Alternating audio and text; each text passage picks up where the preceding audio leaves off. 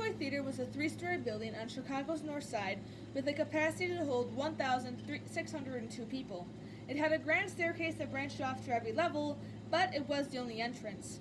Construction to finish the theater had been rushed, and corners were cut in order to meet the deadline.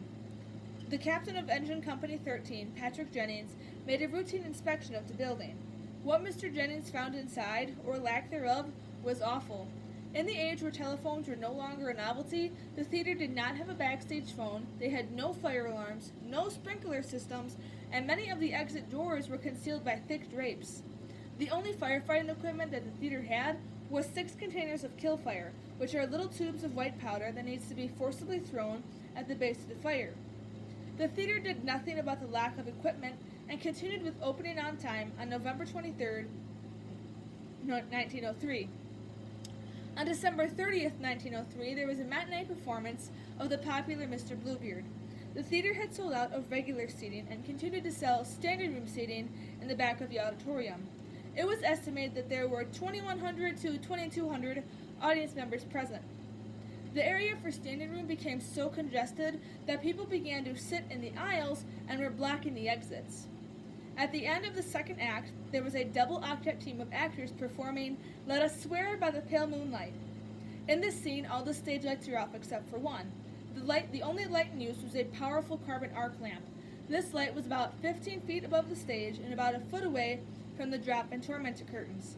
This light was very heavy and bulky and had the potential to reach temperatures of more than 4,000 degrees.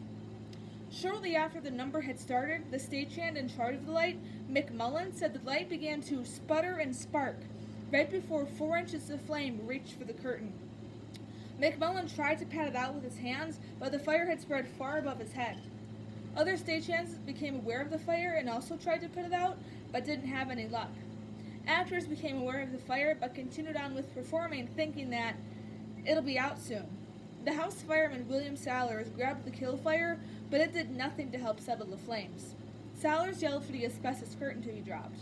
At this time, asbestos curtains were used in the event of a fire to either help prevent or hinder the spread of the fire to the audience.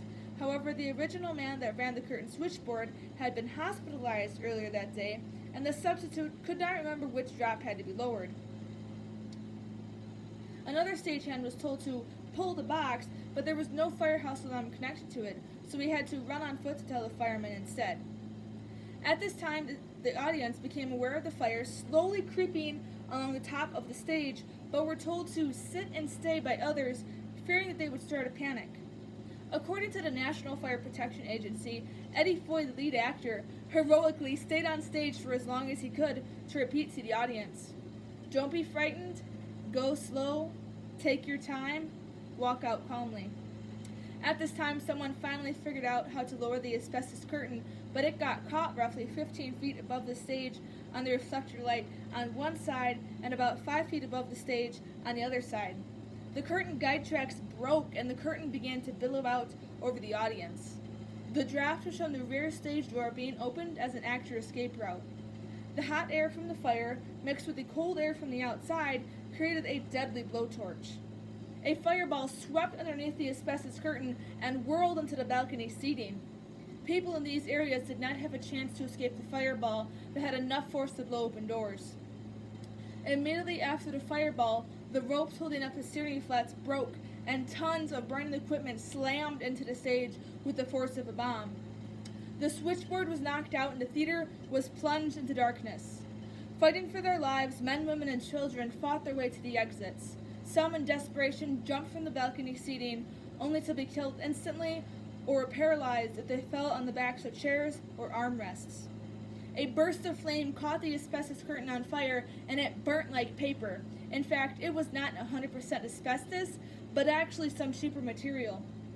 The first people to reach the exit doors were horrified to find that many of the exit doors were locked, and many of the stairwells were blocked with accordion metal gates. And many of the exits in the theater, the hallways met in a T-shape, and this created major backups and cloggings to happen. When firemen entered the theater, they were horrified to find that at many of the intersections, the piles of bodies measured some 10 feet thick. Victims and those injured were taken to first aid stations in restaurants and shops near the theater. In the days following the list of the missing and unidentifiable bodies grew as relatives scoured the morgues, makeshift morgues, and first aid stations for some sort of sign of their loved one, whether it was a ring or a piece of clothing that identified them. Many of the bodies were burned beyond recognition, and families buried what they only hoped was the correct body of their loved one. The Iroquois theater fire claimed the lives of at least 602 people and is the fifth deadliest and worst theater fire in U.S. history.